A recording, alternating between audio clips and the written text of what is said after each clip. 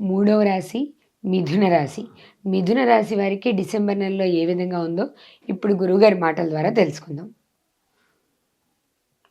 మూడవ రాశి మిథున రాశి ఫలితాలు ఇప్పుడు చెప్పుకుందాం. కన్యా మిథునయోర్ బుధ.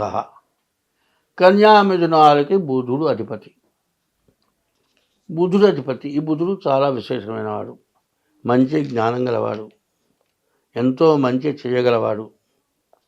ఎట్లాంటి మంచి అంటే, కొంతమంది ఉన్నారు వ్యాపారస్తులు, బుధుడు అంటే వైశ్య జాతి అని పేరు. వైశ్య జాతిలో పుట్టినవాడే బుధుడు అంటారు. వైశ్య జాతి ఎట్లా ఉంటుందంటే, వాడు వ్యాపారం చేస్తూ ఉంటారు.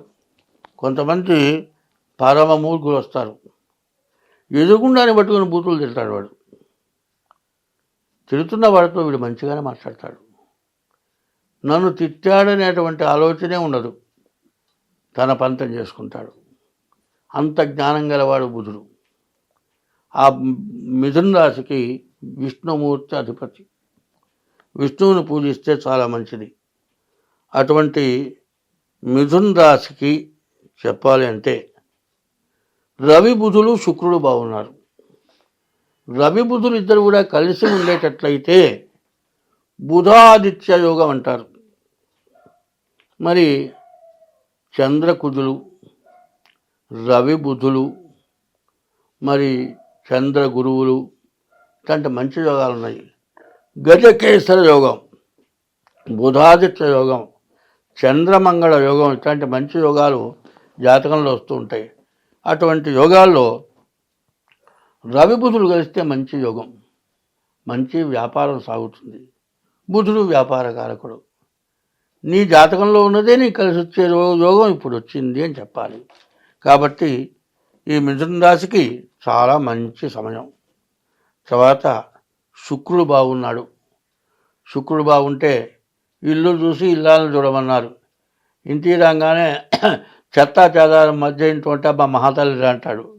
ఇల్లు శుభ్రంగా ఉంటే అయోగ్యురాలు భార్య.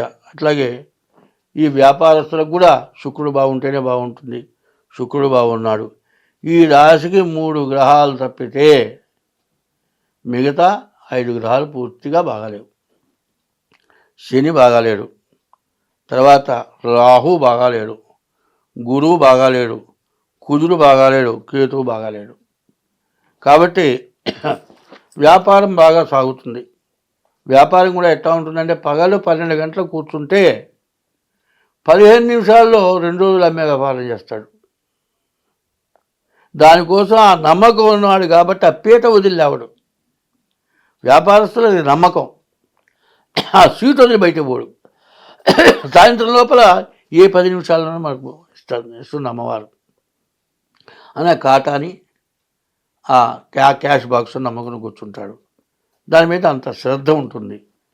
అంతటినీ మించింది బుధాదిత్య యోగం, మంచి యోగం. ఇవి వచ్చిన డబ్బులు సద్వినియోగం అవుతాయి. వీటిని చెడగొట్టడానికి శని, రాహువు, గురువు, కుజుడు, కేతువు ఇంతమంది కూర్చున్నారు రెడీగా. వాళ్ళ నుంచి తప్పించుకుంటే ఈ బుధాదిత్య యోగం బాగుపడుతుంది. మంచి వ్యాపారం చేస్తారు, బాగా పైకి వస్తారు. కాబట్టి ఈ రాశి నుంచి మంచి ఫలితాన్ని పొందాలి అంటే ఇది మార్గశిర మాసం. మాసాల్లో కల్లా కూడా ఉత్తమమైంది మార్గశిర మాసం. మార్గశిర మాసం విష్ణుమూర్తికి ప్రీతయింది. మిథున రాశికి బుధుడు అధిపతి. మిథున రాశి బుధుడికి విష్ణుమూర్తి అధిదేవత. కాబట్టి ఈ రాశి వాళ్ళు విష్ణుమూర్తిని పూజించాలి. కలువ పూలతో విష్ణుమూర్తిని పూజించటం, ముందు మీ జాతకం చూపించుకోవటం. డేట్ ఆఫ్ బర్త్ లేదయ్యా, మా టైం సరిగా లేదయ్యా అని కాదు కావాల్సింది. ఒక్కోడంటాడు నానావస్థ పడుతూ ఉంటాడు. ఏందిరా నా కర్మ, నా మొహాన బ్రహ్మ 3 బంతులు పెట్టి రాశాడ అంటారు.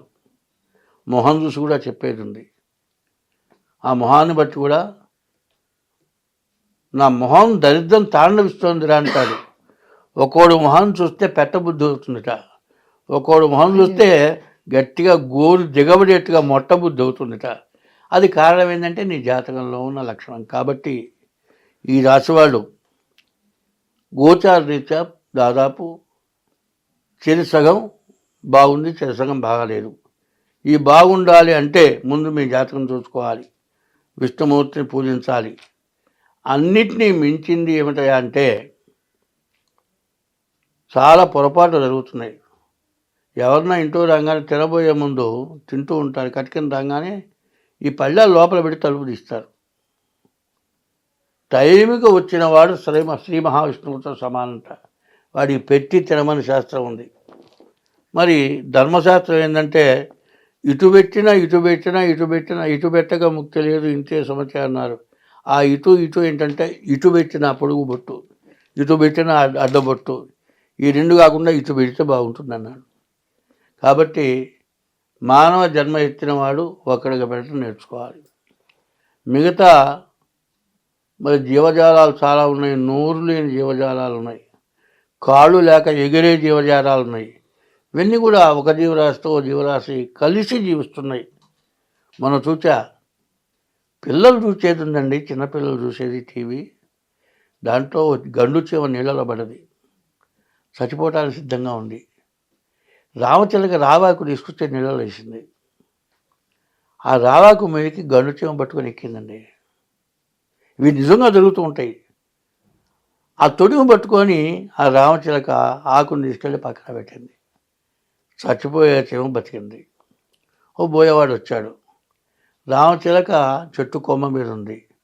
అది బాణం పెట్టాడు, గురి పెట్టాడు. బాణం వదలబోతున్నాడు. చీమ ఏం చేసింది? గండు చీమ వాడి కాలు గట్టిగా కరిచింది. ఈ బాణం వదిలే టైంలో కటికిని కదిలింది.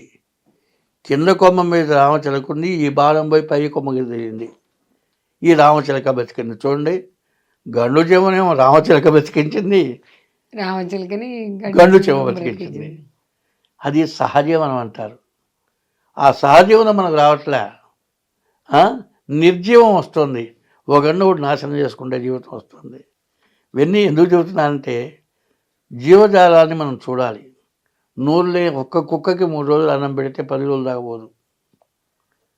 మనం జీవితం మొత్తం పోషిస్తే వాడే మనని నాశనం చేస్తున్నాడు.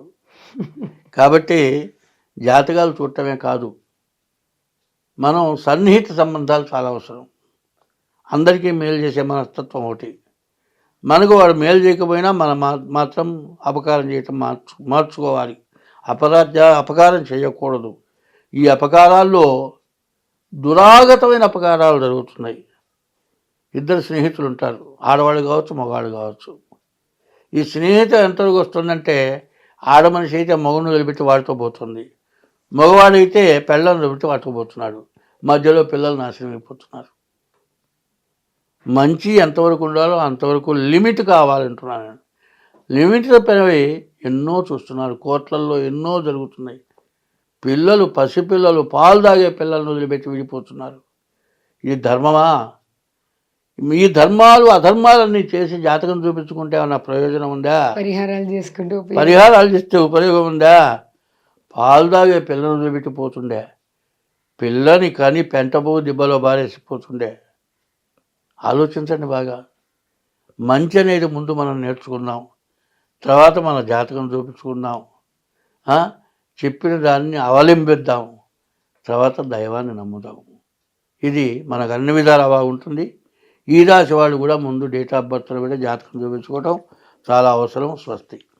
ధన్యవాదాలు గురుగారు.